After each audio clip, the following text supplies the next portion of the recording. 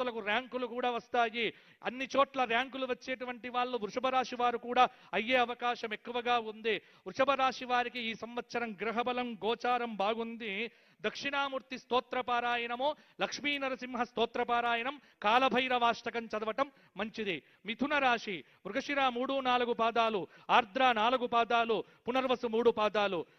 ఆదాయం 8, వ్యయం 11, రాజ్యపూజ్యం 1, అవమానం 7. మిథున రాశి వారికి ఈ సంవత్సరము మిశ్రమంగా ఉండబోతోంది. జూన్ తరువాత పట్టిందల్లా బంగారమే. గురుబలంతో ఈ సంవత్సరం వీరికి బాగుంటుంది. ప్రతిదానికి శ్రమపడాలి, ఆరోగ్యం కాపాడుకోవాలి, కానీ ఫలితాలు మాత్రం బాగుంటాయి. మిథున రాశి వారు శ్రమయేవ జయతే అన్న సూత్రముతో ఈ సంవత్సరం బాగుంటారు. రైతులకు బాగా అనుకూలించే సంవత్సరం ఈ సంవత్సరం అని కూడా చెప్పవచ్చు. ఈ మిథున రాశి వారు నవగ్రహ స్తోత్రపారాయణం చేయటమో, లక్ష్మీ నరసింహ ప్రార్థన చేయటమో చాలా వరకు అవసరము. కర్కాటక రాశి పునర్వసు 4వ పాదం, పుష్యమి 4 పాదాలు, ఆశ్లేష 4 పాదాలు. ఆదాయం 2, వ్యయం 11, రాజ్యభుజ్యం 4, అవమానం 7. కర్కాటక రాశి వారికి ఈ సంవత్సరము 60% మంచి ఫలితాలు, 40% కొంత ప్రతికూల ఫలితాలు.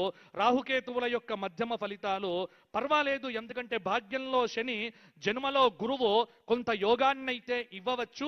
కానీ దైవానుకూలత, దైవాన్ని బాగా ఉపాసన చేస్తే కర్కాటక రాశి వారికి కొంతమేర ప్రయోజనం కనిపిస్తూ ఉన్నది. సింహరాశి మఖ 4 పాదాలు, పుబ్బ 4 పాదములు, ఉత్తర 1వ పాదం. ఆదాయం 5, వ్యయం 5, రాజ్యపూజ్యం 7, అవమానం 7.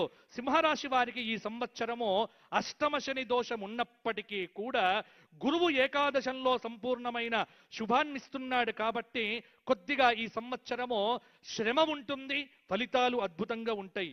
కొంత శత్రుత్వం పెరుగుతుంది, చాలా వరకు మిత్రుత్వం చేసుకోవలసిన అవసరం ఉన్నది. రాజకీయ రంగంలో ఉన్నటువంటి సింహరాశి వారికి అయితే ఖచ్చితంగా నామినేటెడ్ పోస్టులు కూడా వచ్చే అవకాశం ఉన్నది. కాబట్టి ప్రయత్నం చేసుకునేవారు ప్రయత్నం చేసుకోండి. సింహరాశి వారు శనికేతువులకు శాంతి చేయించడం వల్ల ఇంకా మంచి ఫలితాలు కలుగుతాయి. తదుపరి కన్యారాశి ఉత్తర 2, 3, 4 పాదములు, హస్త 3, 4 పాదములు, చిత్త 2 పాదములు. ఆదాయం 8, వ్యయం 11, రాజ్యపూజ్యం 3, అవమానం 3. కన్యారాశి వారికి ఈ సంవత్సరము జూన్ 1 వరకు గురువు దశమంలో తామ్రమూర్తి, ఆ తరువాత కొంత అనుకూలత పెరుగుతుంది. రాజకీయ రంగంలో ఉన్నటువంటి వారికి బలమనేటువంటిది కనిపిస్తూ ఉన్నది. కింది స్థాయి వ్యక్తులు ఇబ్బంది పెట్టినప్పటికీ ముందుకు దూసుకొని వెళ్తారు. పట్టుదల విడిచిపెట్టకపోతే కన్యారాశి వారు ఈ సంవత్సరం కొన్ని విజయాలు సాధించే అవకాశం కూడా బ్రహ్మాండంగా ఉంది. ఇక ఈ సంవత్సరం తులారాశి చిత్త 3, 4 పాదములు, స్వాతి 4 పాదములు, విశాఖ 1, 2, 3 పాదములు. ఆదాయం 5, వ్యయం 14, రాజ్యపూజ్యం 6, అవమానం 3. ఇది తులారాశి. తులారాశి వారికి ఈ సంవత్సరము చక్కగా అద్భుతమైనటువంటి రోజు. ఇంకొకటి కూడా చెప్పుకోవాలి కాబట్టి, ఉగాది కాబట్టి రాజు గురించి మాట్లాడుకోవాలి.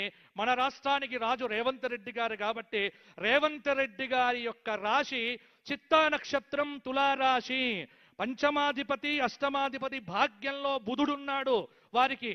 ఆ బుధుడి యొక్క దశ ఇప్పుడు జరగబోతోంది కాబట్టి వారికి బ్రహ్మాండంగా ఈ సంవత్సరం అనుకూలంగా ఉండబోతోంది. కుంభలగ్నంలో పుట్టారు, బలమనేటువంటిది పెరిగింది. కానీ అక్కడక్కడ లగ్నంలో రాహువు యొక్క ప్రభావం ఉండడం చేత 6వ స్థానంలో శని ఉన్నాడు ఈ సంవత్సరం.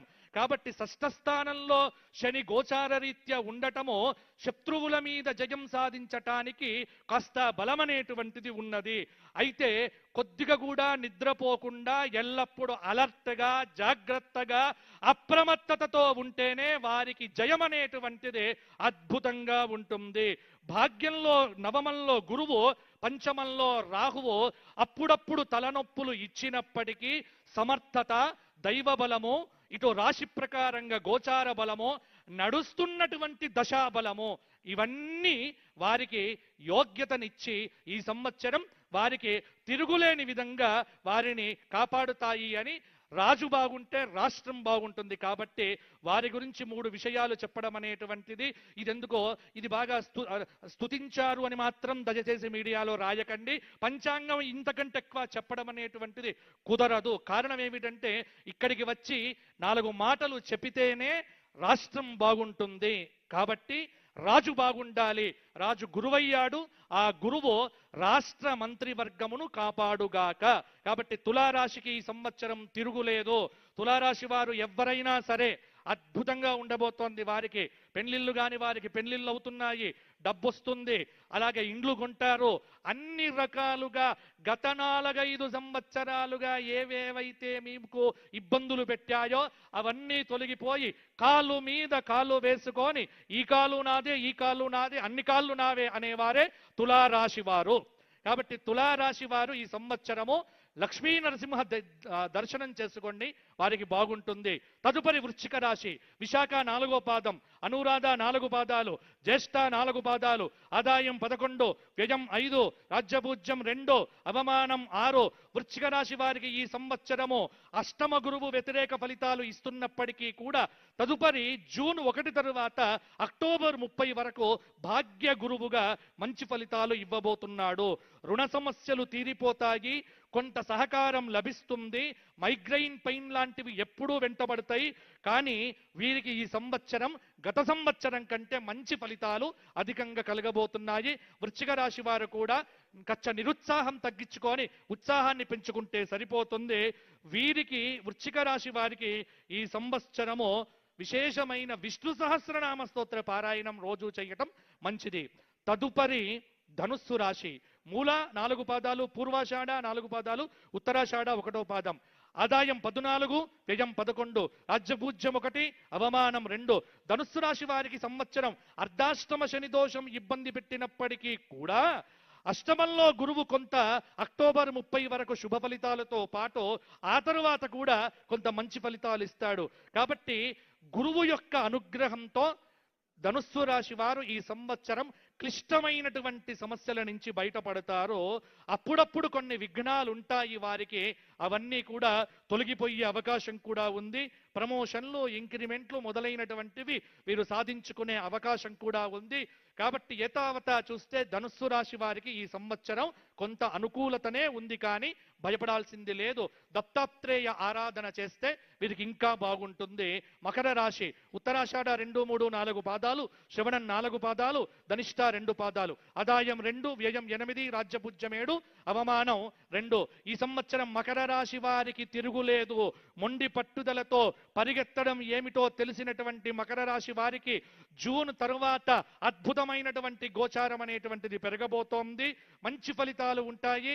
మకర రాశి వారికి కూడా ఈ సంవత్సరం ఫలితాలు బాగానే ఉంటాయి. కాబట్టి మకర రాశిలో ఉన్న రాజకీయ నాయకులు కూడా గట్టి ప్రయత్నం చేస్తే వీరికి కూడా పదవులు వచ్చే అవకాశం చాలా వరకు కూడా ఉంది. విద్యార్థులకు బాగుంటుంది. పెళ్లి కాని వారికి పెళ్లిళ్ళు అవుతాయి. మకర రాశి వారు వెంకటేశ్వర స్వామి దర్శనం చేసుకుంటూ స్వామి సేవ చేస్తూ ఉండండి, మీకు తిరుగు లేకుండా ఉంటుంది. కుంభరాశి. ధనిష్ట 3, 4 పాదాలు, శతభిషం 4 పాదాలు, పూర్వభద్ర 3 పాదాలు, ఆదాయం 2, వ్యయం 8, రాజ్యపూజ్యం 4, అవమానం 2. కుంభరాశి వారికి ఈ సంవత్సరము కొంత మంచి ఫలితాలే అధికంగా కలగబోతూ ఉన్నాయి. నేర్పుతో, కూర్పుతో, తీర్పుతో ఎదుటి వారిని ఆకట్టుకుంటూ ఉంటారు. వీరి యొక్క మాటయే వీరికి అద్భుతంగా ఉంటుంది. కాబట్టి కోపాన్ని తగ్గించుకొని, చిరాకును తగ్గించుకొని, అసహనాన్ని విడిచిపెట్టి నోటి ముందర చిరునవ్వుతో చిందిస్తూ ఉంటే కుంభరాశి వారికి ఈ సంవత్సరం పనులన్నీ బాగా జరుగుతాయి. కాబట్టి బీ హ్యాపీ. మీ దగ్గర ఉన్న వాళ్ళను హ్యాపీగా ఉంచే ప్రయత్నం చేయండి. కుంభరాశి వారు హనుమాన్ చాలీసా పారాయణం చెయ్యండి, మీకు తిరుగు లేకుండా ఉంటుంది. ఇక చిట్ట చివరిది మీనరాశి. పూర్వభద్ర 4వ పాదం, ఉత్తరాభద్ర 4 పాదాలు, రేవతి 4 పాదాలు, ఆదాయం 11, వ్యయం 11, రాజ్యపూజ్యం 7, అవమానం 2. మీనరాశి వారికి గత సంవత్సరం కంటే ఈ సంవత్సరం బాగుంది.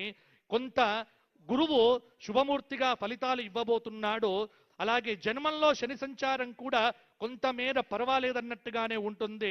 ప్రతిదీ ప్రయత్నం చేస్తే విజయం అనేటువంటిది వీరికి ఉంటుంది. అందరికంటే ఎక్కువ కష్టపడాల్సినటువంటి అవసరము మీనరాశి